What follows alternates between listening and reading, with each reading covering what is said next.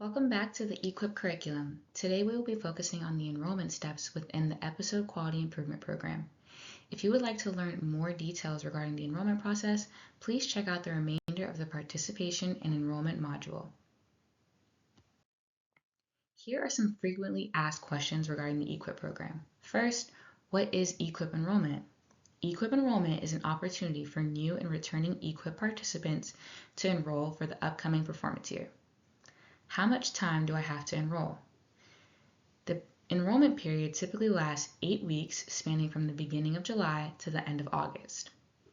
How can I enroll in EQIP? New and existing entities will navigate to the EQIP entity portal to begin the enrollment process. Now that we have reviewed those questions, let's go in depth and explain how new participants can enroll. The first step for an interested participant is to email the EQIP team regarding your interest in joining the program. In this email, it is helpful if you explain a bit about your practice and ask any questions you may have about the program. If you are certain you would like to move forward with the EQIP program, in your email to the EQIP team, please include a list of NPIs that plan to participate in the program within your entity. The list of NPIs will be used to share what episodes your entity may be eligible for. The next step is to onboard with CRISP, which is a designated health information exchange for Maryland. The EQIP team will connect you with the outreach team at CRISP so that you can onboard and move to the next step of EQIP enrollment. Following onboarding to CRISP, you will then be able to gain access to the EQIP entity portal. This is where you'll be able to complete the EQIP enrollment application. Now that I'm in the EAP portal, what should I do? As a new entity, enrollment must be started by a lead care partner. Any specialty physician can act in this role. However, typically the lead physician at most practices prefer to act as a lead care partner. As a lead care partner, you only have to start the entity. However, the remainder of the application can be completed by the administrative proxy. An administrative proxy can be anyone and does not have to be directly participating in the program like a lead care partner does. An example of an administrative proxy would be a practice or business manager. Please note that both the lead care partner and administrative proxies will be the only roles that can access the EQIP entity portal. The next step in the enrollment application is to upload the list of NPIs that will be participating and select the episodes that your entity is eligible for based on your entity's baseline volume. Once you have completed the NPI list and selected your episodes, you can finalize and submit your enrollment application. Please note that once the application has been submitted, users will no longer be able to make changes, so please ensure all information is accurate. Now we can discuss how returning participants can re-enroll in the EQIP program. Just like new participants, returning participants can also request to see their baseline volume from the EQIP team.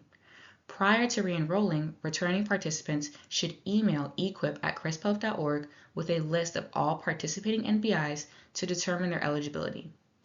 Once enrollment opens, the administrative proxy can access the EAP portal and review the entity.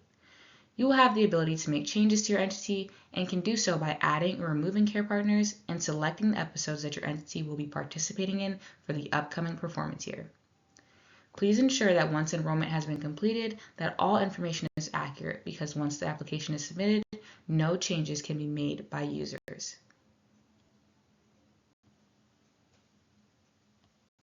Now that we've discussed the process of enrolling in EQIP, how do I know what to enroll in?